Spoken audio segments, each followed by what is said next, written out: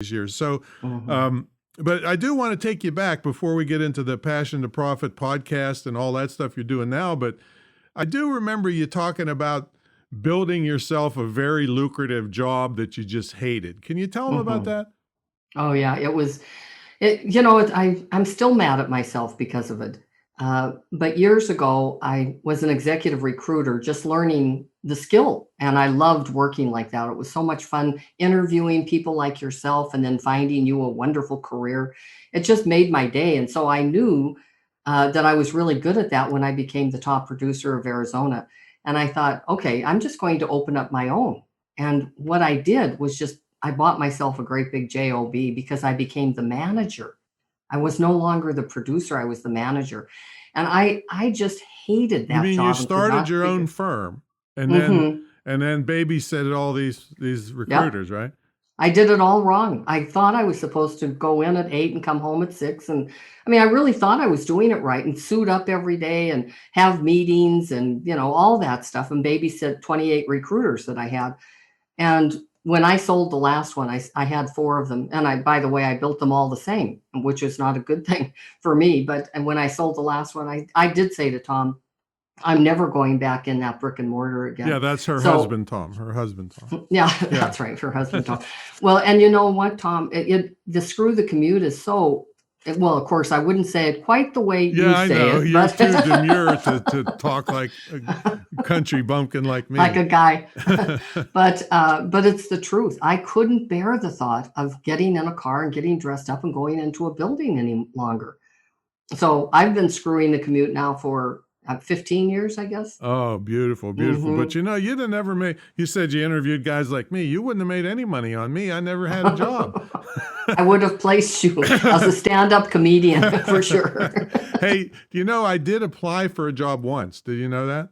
Oh no. Yeah, it said it was 401k, and I thought, hey, that's a pretty good starting salary. I Oh, thought you're 400,000, good. 401,000. So, so, uh, Oh, so you sold that off, though, right? I'm sorry.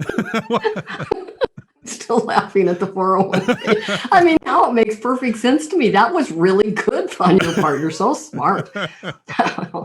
So what did you say? I'm I sorry. said, so you sold that business, though, right? I did. I sold the business and certainly not for enough to live for the rest of my life. So I really had to search and figure out what I wanted to be when I grew up. And, I wrote the book, What Should I Be When I Grow Up, now that I'm 40, 50, 60, and I Yeah. still didn't know because nobody helps us, nobody teaches us. And so you got very lucky, Tom, at a very young age to really live your passion your whole Yeah. life. Yep, that's true. You're very rare, very I rare. gratitude. I mean, every time, when you're in business, uh, trust me, folks, it's not always smooth. There's some really Mhm. bad things that can happen, but and whenever it does, I sit there and say, you know what? This is, no matter how bad this is, it's not as bad as it would be going to a cubicle and Mhm. listening to all the gossip at the water fountain and having some nepotism boss telling me what to do or I have to punch him out. So that gets me over the hump. Now, you were a school teacher for a long time, and I got to tell you, the school teachers are taking a little bit of a rap nowadays because they won't Oh. go to class. Poor people. We're just all going through such a difficult Hmm. time. But yes, as a school teacher, that's when I first became very aware of when passion meets profit, because I could not believe when I got my first paycheck that I was paid to be with those children all day. I mean, it was such a joyful, pleasurable job to You'd have. have to pay me to be with those children. Yes, many A people feel lot. that way, and they were just delightful children. And seriously, I walked out of school one day and they picked up my first paycheck as a 21-year-old, and I looked at how much money I made, and I couldn't believe they didn't pay the children.